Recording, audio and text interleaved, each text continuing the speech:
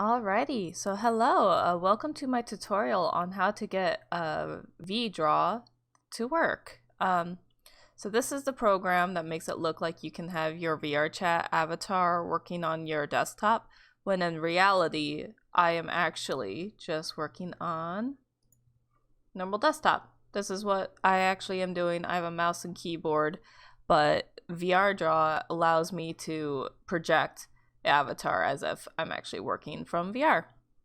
So it's a very tricky process. The only manual that I was able to find for this was completely in Japanese. That was hell to translate, especially since a lot of the tutorial was in these cutesy little pictures that had Japanese text, which I had to go on a Google app on my phone to try to translate that stuff. So to save the hassle from everyone else, since I know a lot of people are going to be wanting to do this kind of thing, this is my tutorial. To start off, the place you have to go, you just search VRDraw, it should come up. Otherwise, there's going to be a link in the description of this video. Right now, my Google Translate is hard at work because this is all supposed to be Japanese. It's explaining basically that it's not VR, it uses VRM files, which are kind of like FBXs, except they're tricky. You have to process them through Unity itself before you can kick it out and put it into this. There are a few VRM files for public, but not all of them are ready for this program per se.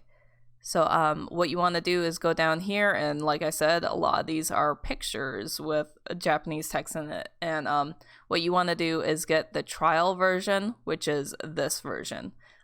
If you like the program, it's only 500 yen, then you can get this one. But I always start with the trial just to make sure you can actually get it to work. Anyway, yeah, so you go ahead, click this. It's going to direct you to the actual place where you can buy the things. And you get the latest version, so it should be the top one. So right here, you just click it and it'll automatically start to download. And what you want to do then is I started up a little folder right here so I can organize my models along with the program right here. So now once you got the trial version, you just unzip it here. It will give you a VRDraw file with all of these things in it. You can basically ignore everything except for VDraw, except for images. Images are how you change the background of the things. The ones that come with it are these cute little polka dot ones. Those are just going to be in the background. So as you can see, I have this little cloudy background. This is one of my personal ones that I got from my own drawing program. It was built in, so I just made the right dimensions for it and dropped it into the images folder, and then now I can have it as a background, and I can just go ahead and swap between them anytime I want right here. Ta-da! But yes, anyway, the only thing you're really going to pay attention to is the VRDraw application itself. So when you click VRDraw, it's going to pop up with this little menu right here. I usually leave everything at its standard except for the resolution. Its resolution is usually the first option and it has a little recommended. I brought it all the way up just so I could have it the highest resolution for my stream. The input, I leave everything the same. Though there are options, so you'll notice that every time you hit Control, Shift, or Alt, or Enter, your avatar will do different faces. So if you want to change that, this is where you would, but I haven't really figured out the right configuration for that kind of thing yet, but that's where you would do it. Anyway, all you do is make sure you have the display that you want your girl on. You can change that at any time and hit play. It's made with Unity. It'll open up. And since I'm using the normal version, not the trial version, there's going to be more options for me. You will see everything, but there might be some grayed out things that you can't move with the trial version.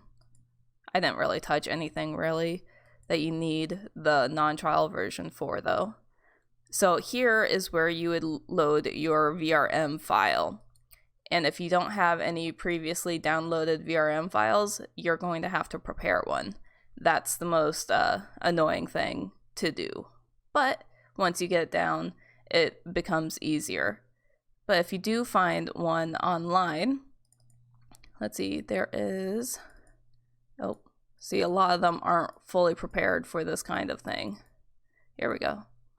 So if this is just one I found off of online. I believe some VRChat person uses this as their avatar.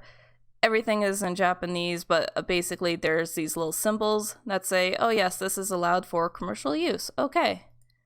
And then you can open the URL usually to show that, oh yes, this is the person that actually made it. But you don't really need it. And then ta-da! This is the basics. Your character is in here. It should automatically connect to your mic and have the visemes. You're able to move this around to be like up in the corner. You can scroll wheel to make it bigger or smaller. How you change everything else, you just go to the settings and they have everything. A lot of it is purely in Japanese, however, so it's like, it's a bit tricky, but you figure it out. This is where you can figure out, oh, what microphone you want, and it has the actual indicator of what vowels you are using at the moment. So I find that really cool. You'll see that like these kind of options will be grayed out for you if you're only using the trial option. But you can go ahead and change the opacity. I usually go with around 70 or 0.7, just so she's slightly transparent. You still see what I'm doing though. To get this girl in this box to be transparent, all you have to do is go to the same place you would change your pictures and then just click this button. It'll use the alpha and give you like a speckly alpha transition between everything.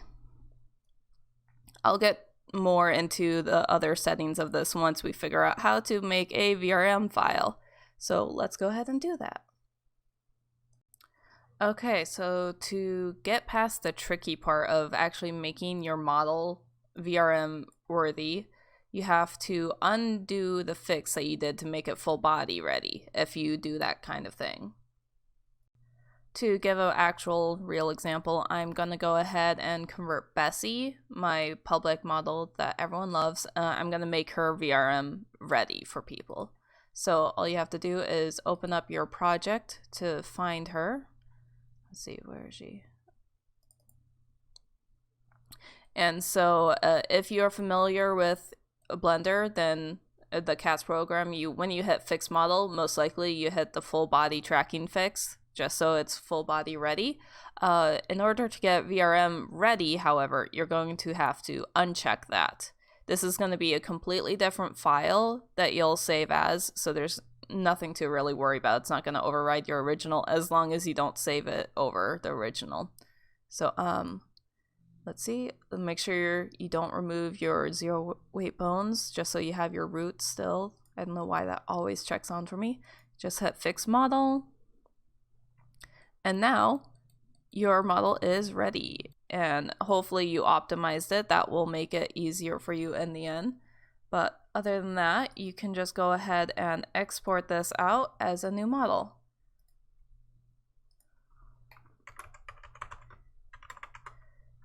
Just save it as a normal FBX, because the actual VRM transferring goes off in Unity.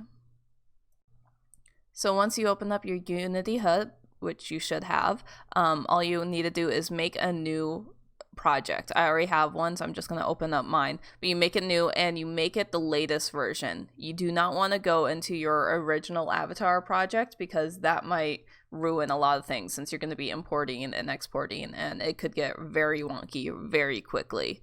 So all you want to do is open up a new project.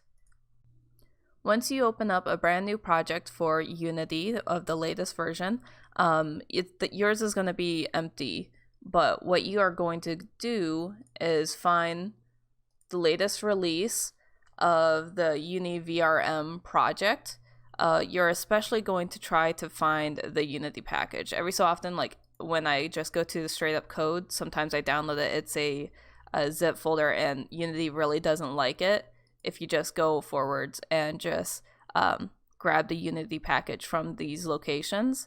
Any of them should work out. I just grab the top version usually. What you're going to do is open up your project while this is activated and open. It should automatically download everything. And then what I usually do is exit all of Unity, open it up again. If you did everything right, you should see a little tab where the SDK usually is. There'll be VRM. If you don't see this here, delete your project, try it again. It took me like 3 times. I don't know what I was doing wrong. But hey, that's the joys of trying to figure out something without too many tutorials. So once you get that installed, you'll see that you'll have extra folders here. For the most part, you can just ignore them. There's some sample example things here. What you want to do is just make a personal folder where you can have your own little projects in. For example, here's my girl. Isn't she a cutie? But we're going to go ahead and make a new folder, new project, and treat it just like you're going to be making a VRChat avatar. So just like you would for a VRChat avatar, you just drag in the FBX and then also the right texture. Okay, so what you want to do then is make sure when you click on this avatar, go to Rig, Humanoid, Apply. Like I said, the exact same that you would do for VRChat. Make sure you configure it. Make sure that she is in a T-pose. This program, there we go. Toes aren't important. If your avatar does have toes, it's better to delete them or just delete them from here. Make sure the jaw is not your hair. Apply and done.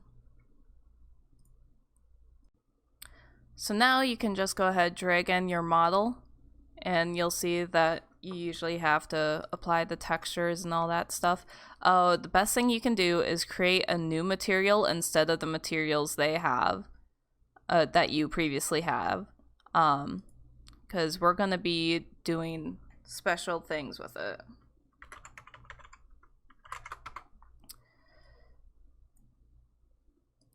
So you apply it as normal, but then you have to use the very special VRM shaders because other shaders do not agree with the program at all. So if you have a cutout, there you go, cutout. So once you get the model in, you get the right texture and you make sure that it's a VRM texture. I always recommend the cutout if you have transparency. Don't use the transparent since yes, that can get a little wonky pretty quickly. You can have multiple textures just like other things. Obviously you're going to want to optimize it out before you get in here, just like VRChat avatars. So once you are ready, just make sure you have her selected and then you click VRM, the one that says VRM in it, and then export humanoid.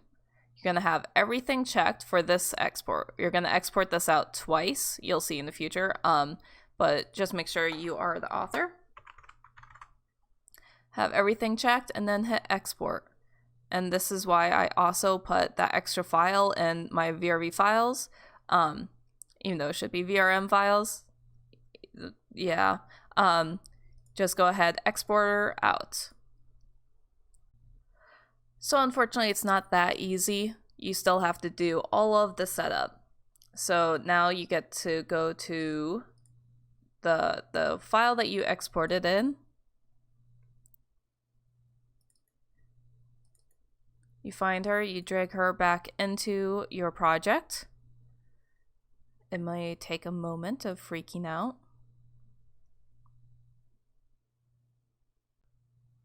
So it generated all these extra folders, which are all the things it's going to be pulling from resources.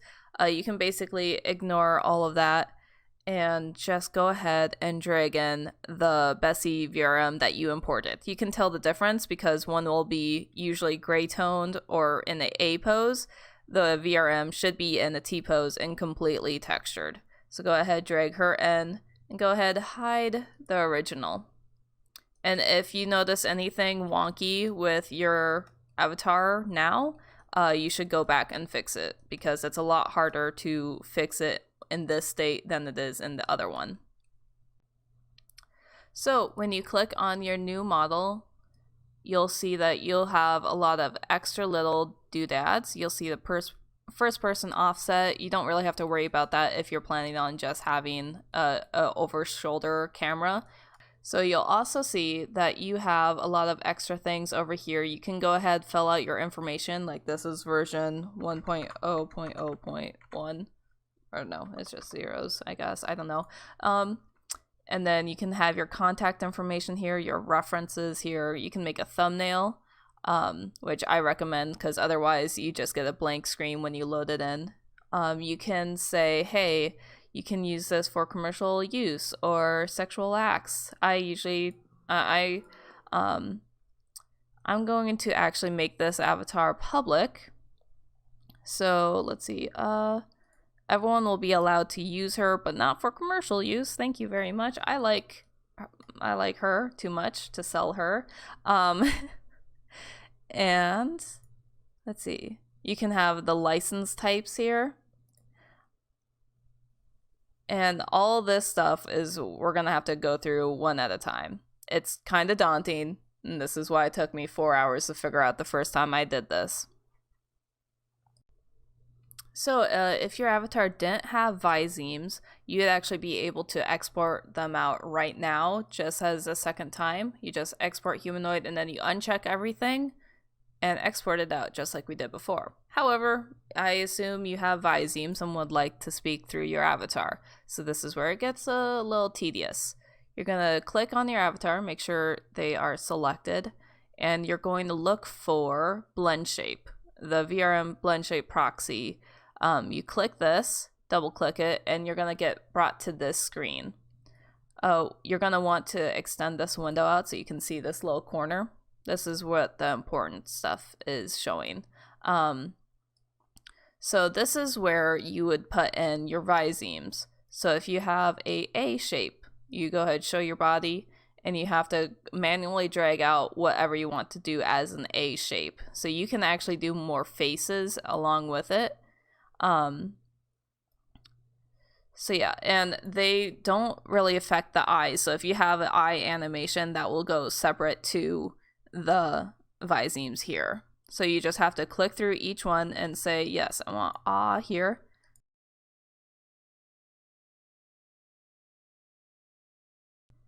And you just do that for all of these. Once you get through all the sounds, you'll have the option for blinking, which you go ahead and just do the standard blinking that you've done.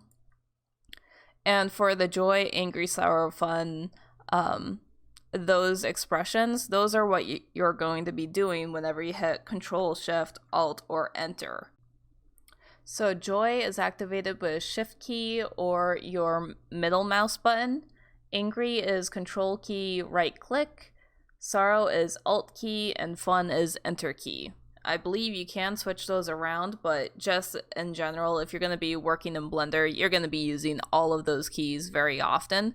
So I'd make these more subtle than more expressive, because even though they're really cool, half the time you're in Blender, you're going to be looking pissed off. That's just how it's going to be. So you just go ahead and set these up. So once you get them all in, you can click through and see that all of the blend shapes are ready. I just did the most basic expressions here. The look up, look down, you can ignore since those are more for avatars that don't have eye bones. But since you do have eye bones, you can ignore those for now. Make sure you do set up the blinks, however. You do also have an option to add another blend shape clip. that can give you an extra emotion if you want that, but that requires you to also call it with coding, and I did not even want to scratch that since the coding itself is also in Japanese. So that's an option if you want to dig into it, but I don't think you're going to ever use it, so you can ignore that for now. Another thing we can prepare now is the shaking bones. They're called spring bones here instead of dynamic bones. Dynamic bones do not agree with the program as well. And unfortunately, our dynamic bones here are quite limited. All you have to do is open up your file a bit, go to secondary, and then you're going to see that you have a VRM spring bone here. And in order to do it, all you have to do is go through the armature and grab the roots as if you're making dynamic bones and putting them all within the root bones here. So you can just go ahead, click and drag them right on top of the word root bones, and it'll automatically throw in the element for you. So you just have to do that with everything. And that's why I said it's quite limited. You can only really have one of these. I found that having two made it act very wonky. So unfortunately, you can't have different numbers for skirts versus boobs versus hair, any of that kind of stuff. It's all going to be the same value.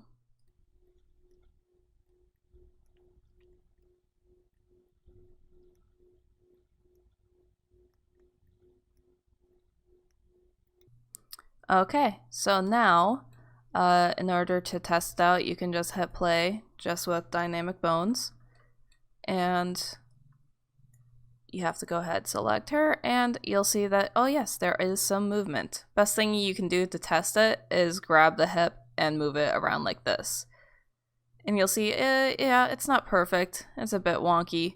What you can also do is go, while this is playing, you can change the values and try to mess with it. You do have gravity, which not recommended. It will try to do gravity as much as possible, but it's always going to be wonky. Drag force is more like it's like the dampening in dynamic bones, so it will be kind of trail off more. Stiffness is obviously how much it wants to try to keep shape, how quickly it'll try to bounce back to its shape. So the more flowy you want something, the less stiffness you want.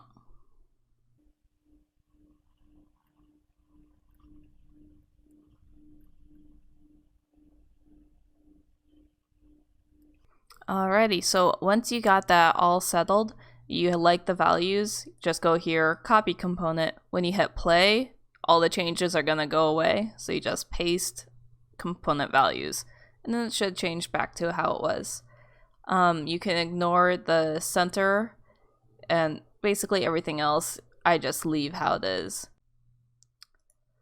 If you also need dynamic bone colliders in here, just so the hair doesn't go through the chest, what you have to do is go and make a collider within it. So say, hey, chest, here is a spring bone collider group. And then you go ahead and make a collider. You'll see that it shows up as a purple thing. You can change the color here. And then you can just move it. Ooh. Okay. Yes, you have to move it this way. You could also make a empty object within the thing and put in dynamic bone, or spring bone colliders that way as well. The less colliders you have, obviously, the better off you're going to be. Your avatar is going to be pretty limited in the motion anyway, so you don't really need to focus too much on the colliders. But once you have the collider in here, you just drop it into the collider right there.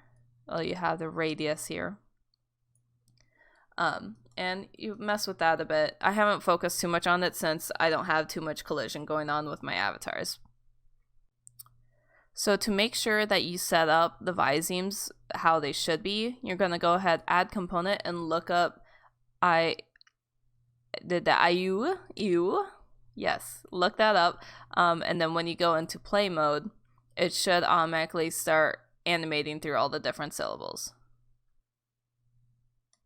All right, it looks like it worked. And then what we can also do is look up blink or blinker, and then she should occasionally blink.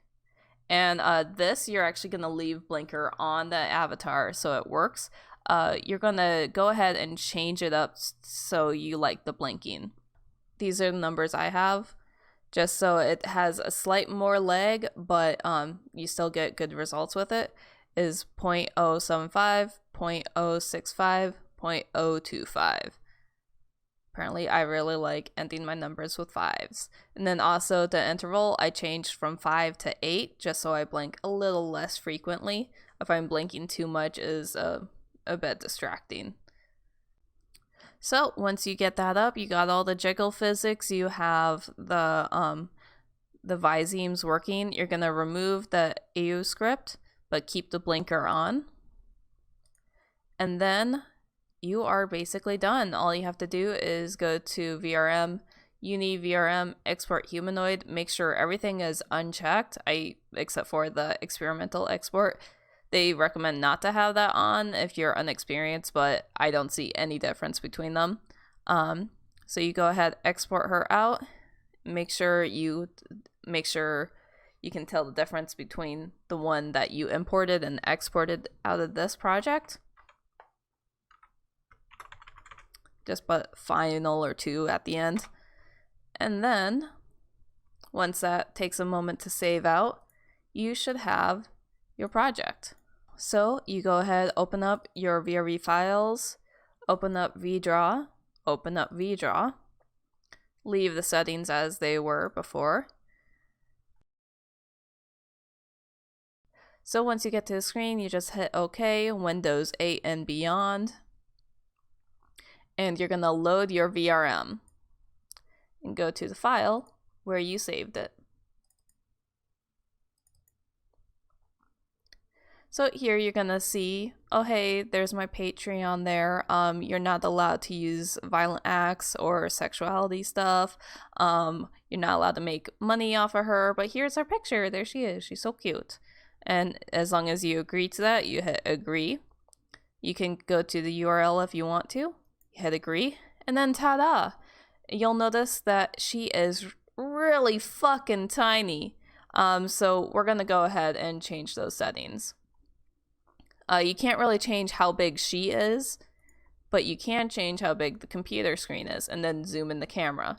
So you're gonna go ahead and make that a bit tinier.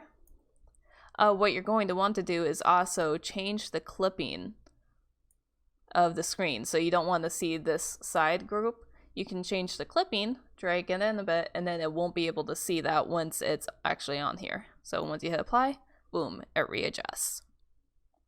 So what I usually do is I open up what it's going to look like in my other screen when I'm recording. So what you guys see would be, oh, there we go. So then you can position her how you want her. A lot of people have their doodads on the top screen, so you can like put her up in the top corner. I like this little corner. Okay, so let's continue onwards. What you want to do as well, you can move this up or down. That seems good. Let's bring in the camera. A lot of these options will be blocked off for the trial version, just as a warning. But you can move and position however you want. I usually try to leave the up and down angle right, that way you can have it like flat against the edge. Let's see.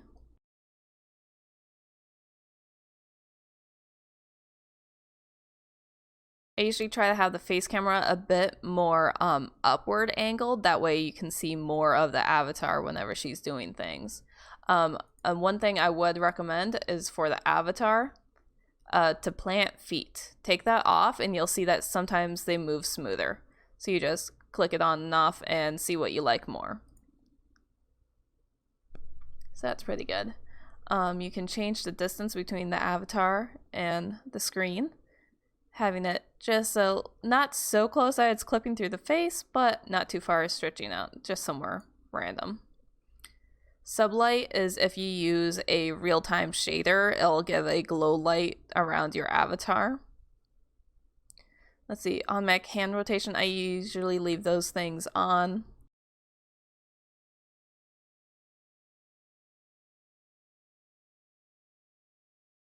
There we go. That's looking pretty nice. Nice wide angle. And again, if you want to change the background of everything, you go over here and find this one. This is for settings. This is to change to your other screen. You'll see that your girl does rush over to trying to keep the mouse in close proximity of her pen. If you notice that your pen is completely off where your mouse is, you just go over here, click it, leave it there for a second, and boom, she should be recalibrated to your pen. Here's your background. Like I said, you can go into your images file and upload things into that. Let's see, let's go to nighttime and transparency. You can also do special colors here if you really wanted to. There are very nice backgrounds as is. Like, this is adorable. I find this background amazing. I don't know what this says, but it's not important. There's all these stuff. Nothing's really important. You just got these pictures, and that's what's important. Whenever you add stuff into your image folder and it doesn't show up here, you just hit reload. It should refresh the page really quickly. And then ta-da! You now have an avatar. You just minimize the page and make sure your OBS or whatever is capturing the program. And there you have it. You have your own little personal avatar. If you don't want to go through this entire process for the first time in your testing, Bessie is going to be available on my Patreon for anyone $5 and up. Feel free to use her for your own streams as long as you keep the little logo on her back. I really don't care what you use her for. If you have any more questions or need help, feel free to reach out on my Discord. There's going to be links in the description, along with the links to the original how-tos, but those are all in Japanese. So if you have any questions, it's probably easier just to come to me. Though I am no way the expert. I seem to be the only person I've encountered online to actually use this program. So I guess that does make me the expert for now. But I'm sure as soon as anyone else gets their hands on this, there's going to be a lot more experts out there very quickly. So be sure to have fun. I hope you enjoyed this, and if you did, I'd really appreciate any support. And I can't wait to see what everyone does with their own avatars in this program. Thanks for watching. Bye!